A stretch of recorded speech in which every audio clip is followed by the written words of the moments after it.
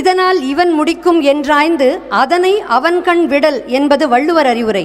அதன்படி தமிழக பாரதிய ஜனதாவின் ஆழ்ந்தோடிய வேர்களுக்கு புது நீராக, வாராது வந்த மாமணியாக, மாநிலம் கடந்த மக்களின் அன்பையும் நன்மதிப்பையும் ஆரவாரமாக பெற்று வரும் தலைவராக, எழில் கொஞ்சும் கொங்கு தமிழில் பேசும் எளியோருக்கு எளியோனாக, அறிஞருக்கு அறிஞனாக, பன்மொழி தொடர்பு கொள்ளும் திறன் பெற்ற மெத்தப்படித்த மேதையாக, இளைஞர்களுக்கு முன்னுதாரணமாக திகழும் தமிழக பாரதிய ஜனதா கட்சி தலைவர் திரு அண்ணாமலை அவர்களை தன் பொன்னான கருத்துக்களை பகிர அழைக்கிறோம்.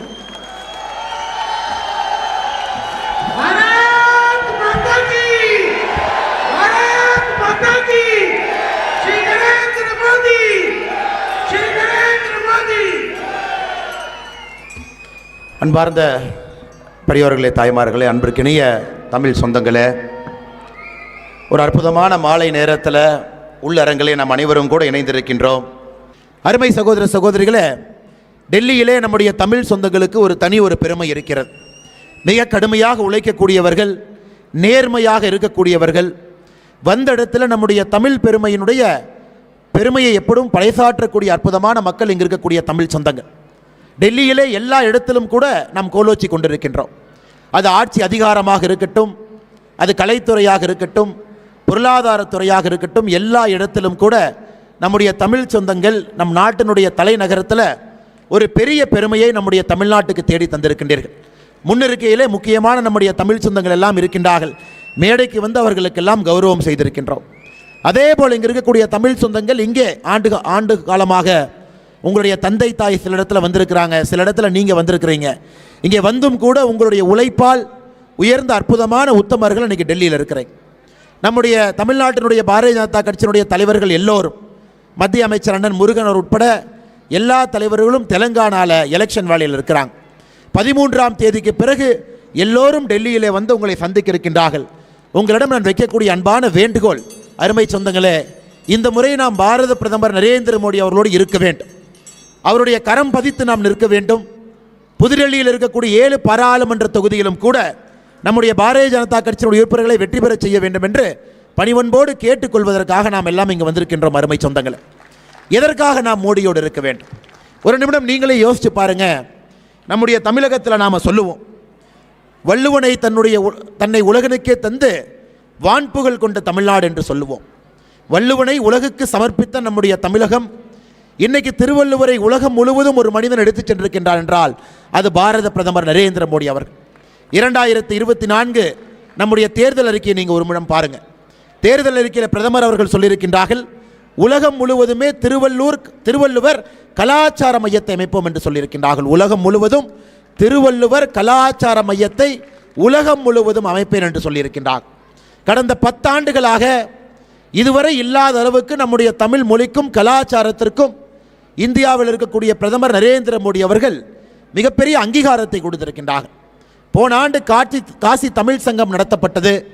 தமிழ்நாட்டிலிருந்து நம்முடைய உறவினர்கள் எல்லாம் காசிக்கு சென்று காசிக்கும் தமிழ்நாட்டுக்கும் இருக்கக்கூடிய பிணைப்பை பார்த்தார். 2வது ஆண்டாக தொடர்ந்து காசி தமிழ் சங்கம் நடத்தப்பட்டிருக்கிறது. சௌராஷ்டிரா தமிழ் சங்கம் நடக்கப்பட்டிருக்கிறது. நம்முடைய சோழர் ஆட்சியினுடைய பாரம்பரிய சின்னமாக இருக்கக்கூடிய செங்கோலை பாராளுமன்றத்தினுடைய மைய கட்டிடத்தில் பாரத பிரதமர் நரேந்திர மோடி அவர்கள் சென்று அங்கே வைத்திருக்கின்றார்கள்.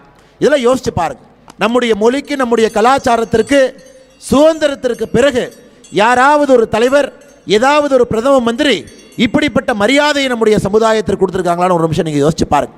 அதுவும் புதுடெல்லியில் இங்கே இருக்கக்கூடிய தமிழர்களாக இருக்கட்டும், நம்முடைய தமிழ் மொழியாக இருக்கட்டும், கலாச்சாரமாக இருக்கட்டும், நம்முடைய பாரத பிரதமர் நரேந்திர மோடி அவர்கள் எப்போதும் இல்லாத அளவுக்கு சிறப்பு செய்திருக்கின்றார்.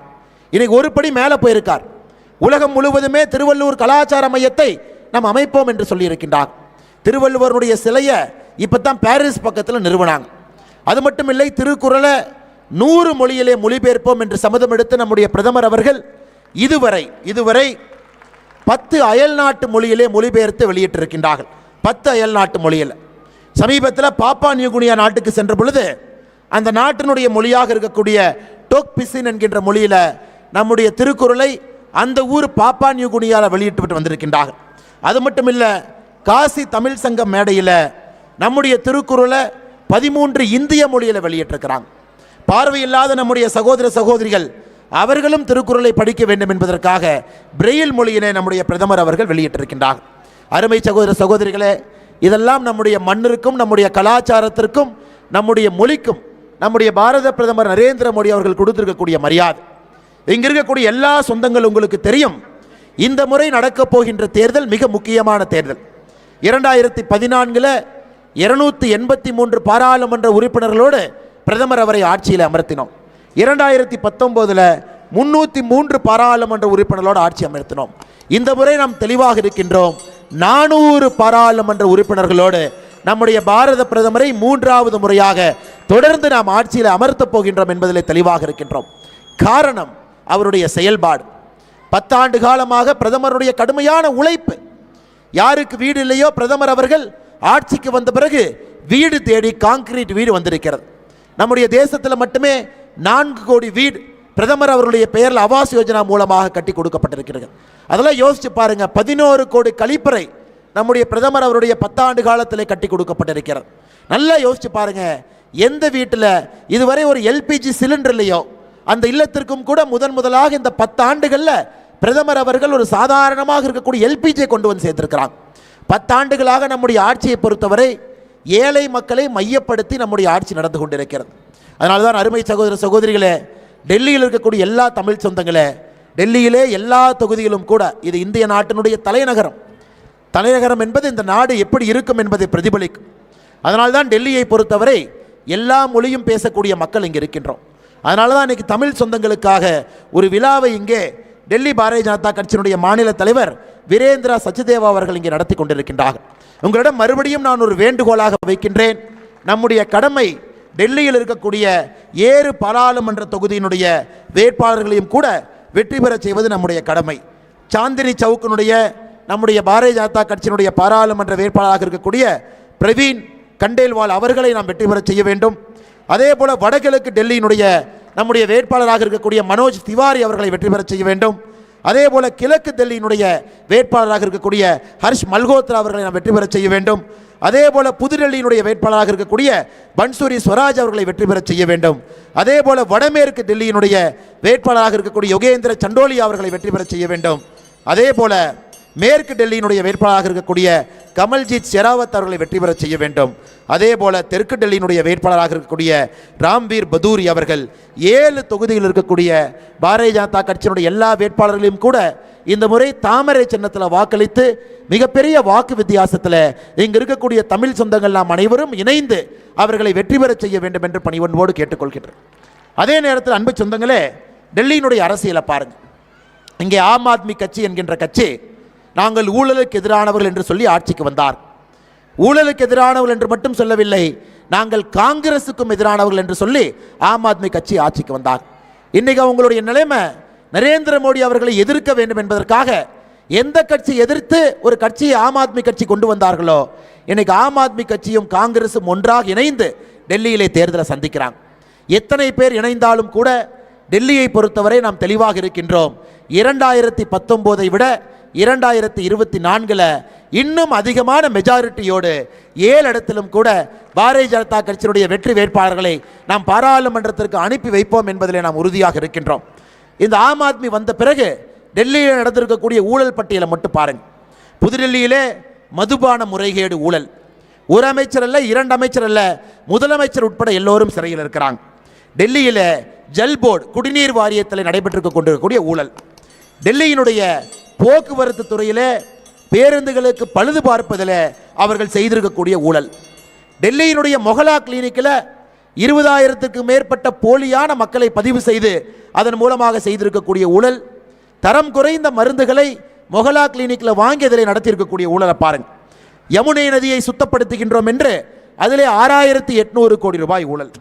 டெல்லியிலே கல்விக்கூடத்திலே வகுப்பறை கட்டுகின்றோம் என்று சொல்லி கழிப்பறையை வகுப்பறையாக காட்டி அதிலே அவர்கள் செய்திருக்கக்கூடிய 1,300 கோடி ரூபாய் ஊழல். அது மட்டும் இல்லை அருமை சகோதர சகோதரிகளே, சுயஉதவி குழுக்களுக்கெல்லாம் உதவி செய்கின்றோம் என்று 1,11,516 போலி கணக்குகளை ஆரம்பித்து அதிலும் ஊழல். மொத்தமாக சொல்ல போனால் டெல்லியிலே ஆம் ஆத்மி கட்சியினுடைய ஆட்சி என்பது ஊழலுக்கெல்லாம் இலக்கணமாக இருக்கக்கூடிய ஒரு ஆட்சியாக ஆம் ஆத்மி கட்சியினுடைய ஆட்சி நடந்து கொண்டிருக்கிறது. அருமை சகோதர சகோதரிகளை, இன்னைக்கு இவர்களும் காங்கிரஸும் இணைந்து பொய்யான வாக்குறுதிகளோடு களத்துக்கு வந்திருக்கின்றார்கள். நாங்கள் ஆட்சி அமைத்தால் ஜன் லோக்பால் பில்லை கொண்டு வருவோம், இதுவரை காணாம். நாங்கள் ஆட்சி அமைத்தால் 500 புதிய பள்ளிக்கூடங்களை கட்டுவோம், ஒரு பள்ளிக்கூடத்தை கூட காண்டாம். நாங்கள் ஆட்சி அமைத்தால் இலவச வைஃபை வசதியை டெல்லி முழுவதும் கொண்டு வருவோம், அதையும் காணாம். நாங்கள் ஆட்சி அமைத்தால் 11,000 பேருந்துகளை வாங்குவோம், அதிலே பெண் காவலர்களை பணியமர்த்துவோம், அதையும் காணாம். நாங்கள் ஆட்சி அமைத்தால் யமுனை நதியை தூய்மைப்படுத்துவோம் என்று சொன்னால் அதிலே ஊழல் தான் செய்திருக்கின்றார்கள். நாங்கள் ஆட்சி அமைச்சா டெல்லியில் 8 லட்சம் பேர்த்துக்கு அரசு வேலை கொடுப்போம் என்று சொல்லியிருக்கின்றார்கள், 8 பேர்த்துக்கு கூட அரசு வேலை கொடுக்கல. முதியோர் உதவித்தொகையை 6 ஆண்டுகளாக புதிதாக யாருக்கும் கொடுக்காமல் இங்கே ஆட்சி நடந்து கொண்டிருக்கிறது. அதனால் அருமை சகோதர சகோதரிகளே, ஆம் ஆத்மி கட்சியாக இருக்கட்டும், காங்கிரஸ் கட்சியாக இருக்கட்டும், ஏழை மக்களுக்கு எதுவும் செய்யாத கட்சியாக அவர்கள் இருக்கின்றார்கள். இன்னைக்கு 2 கட்சிகளும் கூட ஊழல் மிகுந்த கட்சிகளாக ஒன்றாக இணைந்து பாரதிய ஜனதா கட்சி எதிர்ப்பதற்காக வந்திருக்கின்றார்கள். அதனால் உங்களிடம் மறுபடியும் அன்பான வேண்டுகோளை வைக்கின்றோம்.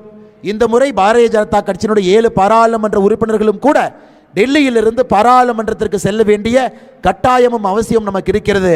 இங்கு இருக்கக்கூடிய தமிழ் சொந்தங்களிடம் அன்பாக வைக்கக்கூடிய வேண்டுகோள், மோடி அவர்கள் தமிழுக்காக, தமிழ் கலாச்சாரத்திற்காக நம்மோடு நின்றிருக்கின்றார்கள்.